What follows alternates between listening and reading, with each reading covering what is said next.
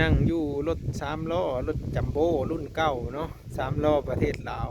กับสามล้อประเทศไทยเนาะสภาพนี่ถ้าขายอยู่ประเทศลาวนี่บ่ฮู้จักว่าสิได้ราคาเท่าไรเนาะแต่อยากฮู้ว่า FC อยู่ประเทศไทยนี่เคยได้เห็นบ่รถสภาพเก่าๆแบบนี้อยู่ประเทศไทยนะรถสามล้อนะเพิ่นขายในราคาเท่าไรมีเครื่อง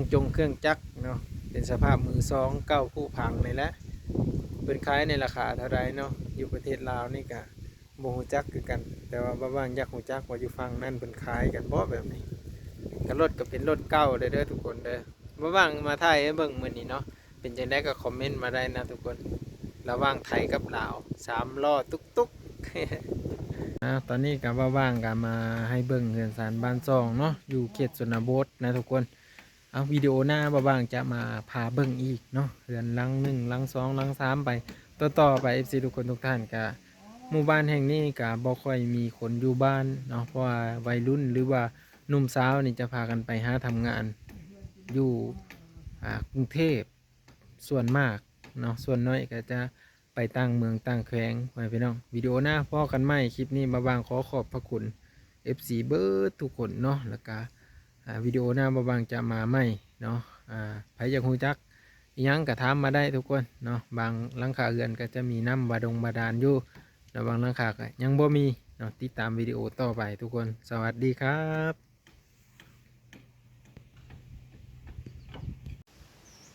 ใครเคยขี่รถแบบนี้เนี่ยรถจักรรถรุ่นเก่า รถรุ่นเก่าห้างๆไผเคยมาประเทศลาวอยู่ในช่วงปี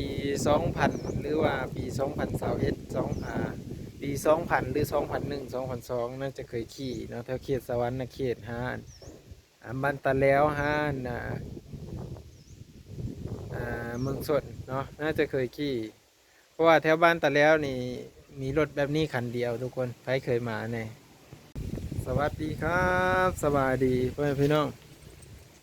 สบายดี FC สบายดีพี่น้อง FC เบิร์ดทุกคนนะ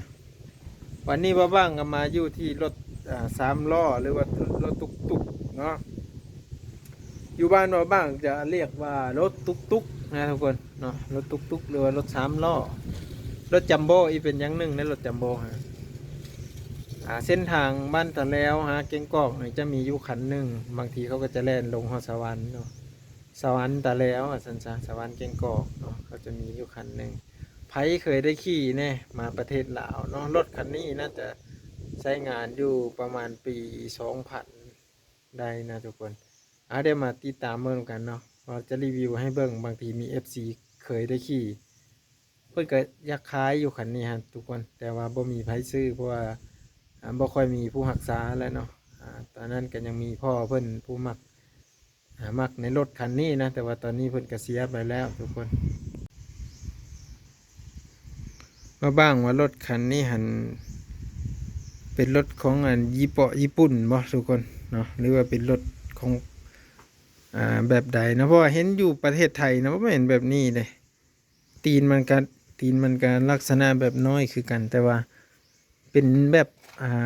ใส่แก๊สเนาะใส่แก๊สแล้วก็รถที่ใช้น้ำมันนี่ก็บ่ค่อยเห็นพอพิลึกดอกทุกคน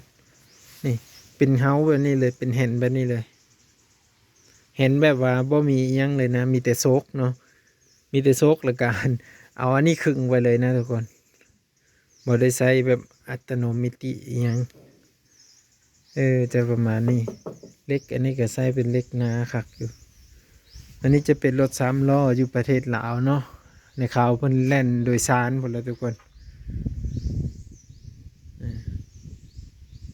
มาบ้างก็ฮักก็เคยมาเห็นเนาะก็เลยอยากถ่ายให้พี่น้องได้เบิ่งว่าเพิ่นเคยขี่บ่แบบนี้นะใครเคยขี่แน่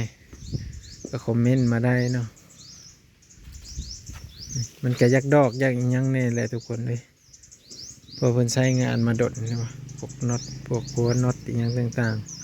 ๆมันก็เริ่มแบบอันผุพังไปตามกาลเวลาแล้วเนาะพอจักแรงจักพ้นมันจอดไว้บ่ได้ใช้อันแล้วเอาง่ายๆก็คือนี่เป็นเบาะเป็นอิหยังกัน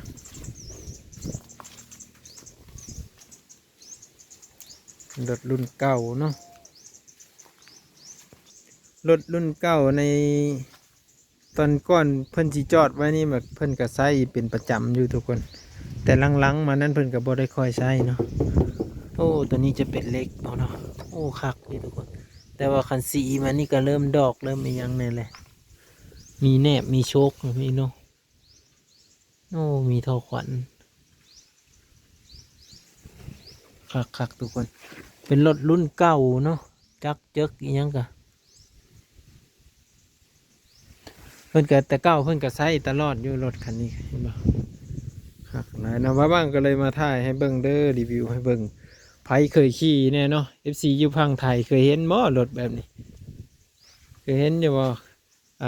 เพราะว่าปัจจุบันนั่นกะแถวประเทศไทยนี่น่าจะมีแต่รถรถสามล้ออยู่แต่เพิ่นแต่งสวยนะทุกคนแบบแต่งให้งามไม่สวยเลยนะว่ามีดอกสภาพแบบนี้นี่ผู้พังมานี่แต่เก่าหันไผที่มีรถแบบนี้ก็ถือว่ามีเงินมีคำในระดับหนึ่งบนนั้นเนาะแล่นสามารถแล่นตุกๆแล่นโดยสารได้เนาะนี่ตีนหน้านี่ก็ได้ใส่แต่โซกนี่แหละเบิ่งนี่เนาะโซกมันขึ้นไปนี่ก็ฮอดคออยู่ถึงนั้นโอ้มันก็บ่ได้มีอิหยังหลายเลยทุกคนอันนี้คือมันบิดเป็นนี่แหละถ้าไฟครับบ่เป็ดก็บ่ได้เลยโอ้หมอน้ำมันนะโอ้คักรุ่นเก่านี่เนาะแล้วมีว่าผู้อยากได้อันนี้เนาะส่วนหลายอยู่ประเทศลาวนี่ก็เริ่มมืดแล้วเห็นแต่อยู่ในสวรรณเขตเด้อทุกคนสวรรณเขตยังมีอยู่ได้เขาแล่นรถอันโดยสารนะ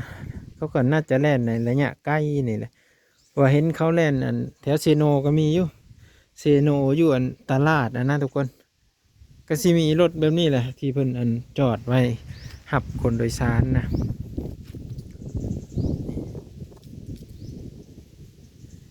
ถ้ามาเทียบซื้อรถเทียบใส่รถฝั่งลาวกับรถฝั่งไทยนี่ค่อยว่าประเทศไทยนี่มีสวยงามหลายนะพวกว่าจะเป็นล้อเป็นอิหยังโอ้ยสีสันสวยงามเลยทุกคนแต่รถอยู่ประเทศลาวมันก็เขาบ่ค่อยได้แต่งสวยนะแบบว่าใส่ไปซื่อๆนะทุกคนนี่เนาะป้าติโตว่าบ้างก็ฮักก็เคยเห็นนี่แล้วอันนี้เป็นรถสามล้อจัมโบ้นะว่าแล้วจัมโบ้สามล้อประมาณนี้เนาะแต่เก่าเนี่ยโอ้ยเพื่อเลยได้รถแบบนี้ก็ถือว่าสุดยอด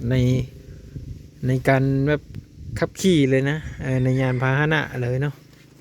นี่โอ้ผูกจักร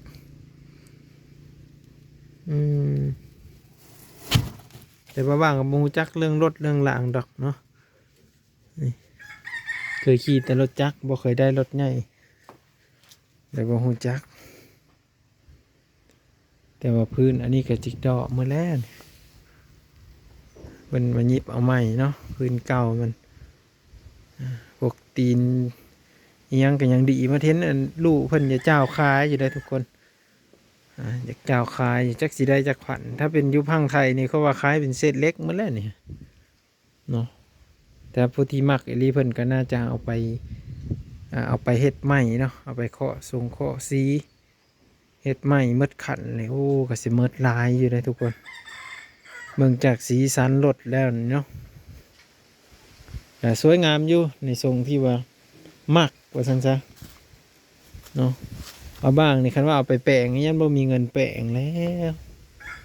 คันว่าให้ขี่นี่ได้อยู่เนาะคันให้ไปแปลงนี่เกิดเงินบ่หลายแล้วทุกคนเลยโอ้ครับรุ่นเก่าเนี่ยก็เล็กก็แข็งแรงทนทานด้วยระหว่างก็ฮะก็เคยเห็นนี่แหละเนี่ย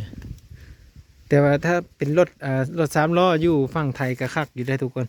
เพิ่นพาขี่เนี่ยโอ้ยเร่งนี่จนดังวุ่งพูดแล้วเนาะแต่ว่าผู้ที่ชำนาญนั่นน่าจะขับได้เห็นแต่อยู่ในหนังองค์บ้านนะที่เพิ่นพากันขับไปได้ทุกคนปูนไปแล้วก็โตนลงน้ำเลยค่อยก็เกิดทันอยู่หนังองค์บ้านนะ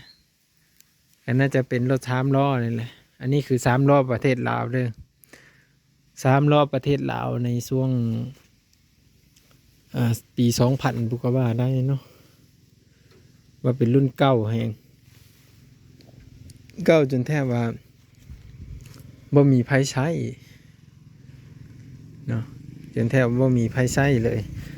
หมดหมู่บ้านมีรถแบบนี้คันเดียวเนาะหมดหมู่บ้านก็ว่าได้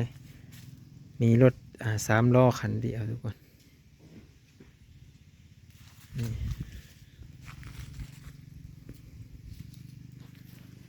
มาว่างก็มารีวิวให้เบิ่งอันนี้เนาะให้ FC ได้เบิ่งโอ้อยู่ประเทศลาวนี่ก็มีอยู่เด้อรถแบบนี้แต่ว่ามันบ่สวยคือประเทศไทยเนาะบางคนก็อาจจะมีดราม่าให้บ้างนี่แหละแบบนี้เนาะเพิ่นสิว่าโอ้ยรถคือเศษเล็กก็จังเอามาให้เบิ่งเพิ่นสิว่าไปหั่นก็บ่เป็นหยังทุกคนเด้เนาะครับใครจะว่านั่นได้ก็ว่าหั่นแหละแต่ว่ารถก็มันเก่าแน่เนาะบางเห็นก็เลยว่าอยากเอามาให้เบิ่งเนาะถ้าไปประเทศไทยนี่บางอยากไปรีวิวอยากไปนั่งเบิ่งรถแบบนี้แหละเนาะอยากไปนั่งรถตุกๆรถ3 ล้อนี่อยากไปนั่งชมบรรยากาศอยากไปขี่เบิ่งเนาะอยากไปขี่เบิ่ง3 ล้อก็จักสิถ่ายยังเนาะทุกคนมีแนวว้าวแนวว่าอะไรประมาณจักสิถ่ายไปแบบใดอันนี้คือคันเกียร์มันอันนี้คันเกียร์แต่มันบ่ฮักบ่จับไปจับมาคันเกียร์อยู่เบื้องนี้อันนี้น้ำมันบ่เตาน้ำมันอยู่นี่ทั้งน้ำมันทั้งลีดนะน้ำมันเครื่อง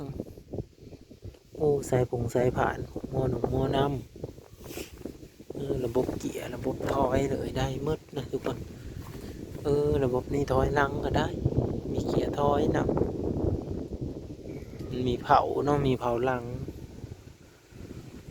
มีเผาหลังเผาถอยรุ่นเก่าเองเนาะเก่าจนว่าเข้าสนิมหมดเลยทุกคนบางคนอาจจะบอกว่าเป็นเศษเล็กนี่แหละบางเลยว่าเอาไปขายเป็นเศษเล็กซะเนาะแต่น่าจะประมาณนั่นแหละพี่น้องรถเขาบ่ค่อยได้ใช้แล้วมันก็สิเป็นเศษเล็กคือว่าฮะแหละประมาณนี้แหละทุกคนเลยถ้ามีความคิดเห็นอะไรเกี่ยวกับรถคันนี้เนี่ยเนาะรถอยู่ประเทศลาวแบบนี้เนาะเทียบกับประเทศไทยนี่ค่อยกับว่าประเทศไทยมันน่าสวยงามกว่าหลายเท่าเนาะแต่นี่จะเป็นรถเก่าแบบนี้สภาพแบบนี้มันสิขายได้เท่าใดเด้เนาะหรือว่าเป็นเศษเล็กบ่